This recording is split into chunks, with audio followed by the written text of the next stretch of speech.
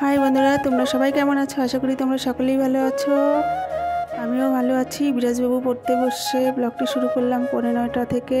আর তোমাদের বিশ্বজিৎ দাদাভাই ব্রাশ করে মুখ ধুচ্ছে। আর আমি এখন রান্না করব। আজকে রান্নার জন্য নিয়েছি সয়াবিন। অনেক দিন থেকে সয়াবিন খাওয়া হয়নি, প্রায় 2 মাসের মতো হয়ে গেল সয়াবিন খাওয়া হচ্ছে না। তো এক প্যাকেট, বড় প্যাকেটের 1 প্যাকেট করে সয়াবিন নিয়ে আসে, তো বেশি দিন থাকলে পরে নষ্ট হয়ে যাবে।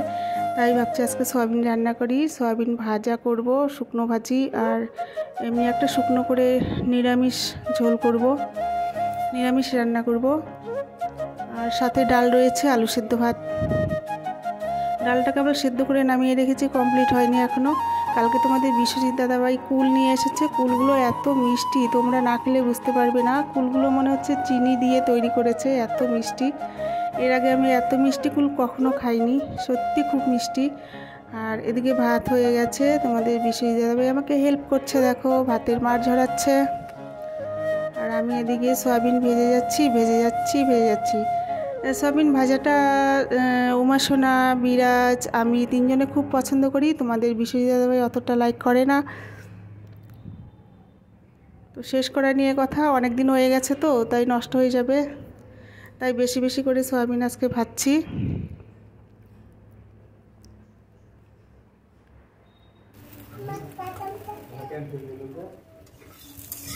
সয়াবিনটাকে নুন হলুদ দিয়ে মেখে তারপর ভাজছি। আর কাঁচা লঙ্কা দিয়ে দিয়েছি, 2টো কাঁচা লঙ্কা, বেশি না, 2টো কাঁচা লঙ্কাই ভালো করে ফাটিয়ে দিয়েছি। গুড মর্নিং অল ফ্রেন্ডস, আশা করি তোমরা সকলেই ভালো আছো। আমিও ভালো আছি। সকাল সকাল চলে এলাম রান্নাঘরে।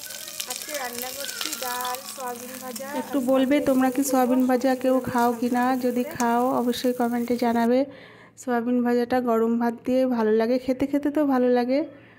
তো যখন অনেক সয়াবিন হয়ে যায়, মানে এক্সপায়ার ডেট হয়ে গেলে তো আর খাওয়া যাবে না, নষ্ট হয়ে যায়, তখন সয়াবিন বেশি করে ভেজে নিয়ে এভাবেই খাই। অল্প কটা রেখেছি বাটিতে, এই যে খাওয়ার জন্য। আর বাটিতে বাটা আছে জিরা আর আদা বাটা, ফ্রিজে তুলে রাখি। আর ছোলা দিয়েছি, এখানে আছে ছোলা, তারপরে ডালের বড়ি। বাদামটা দেওয়া হয় না, বাদামটা খেলে নাকি বিশ্বজিৎ দাদাভাইয়ের গ্যাস হয়, তাই বাদাম দিলাম না। ছোলা দিয়েছি, আর দিয়েছি ডালের বড়ি তো বললাম, আর আলু, আর শুকনো লঙ্কা, তারপরে জিরা আর আদা বাটা ছিল। পাঁচফোড়ন দিয়ে একটু নাড়াচাড়া করে হালকা একটু ঝোল দিয়ে দিব, হয়ে যাবে। তো সয়াবিন ভাজা কে কে তোমরা খাও জানি না, তোমরা সবাই খাও কি না। আমাদের বাড়ি সয়াবিন ভাজাটা চলে, তো অনেক দিন পর আজকে রান্না করছি।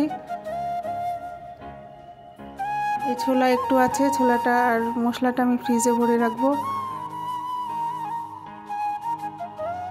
এখানে একটু জল দিব, একটু জল দিয়ে শুকনো শুকনো থাকে, গা মাখা থাকবে।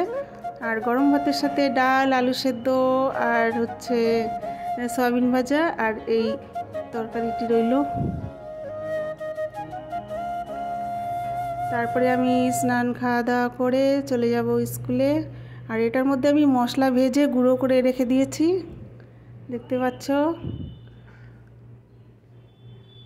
দারচিনি, এলাচ, লবঙ্গ সব কিছু ভেজে গুঁড়ো করে শিলপাটায় গুঁড়ো করে তারপরে কৌটোর মধ্যে পুড়ে রেখে দিয়েছি।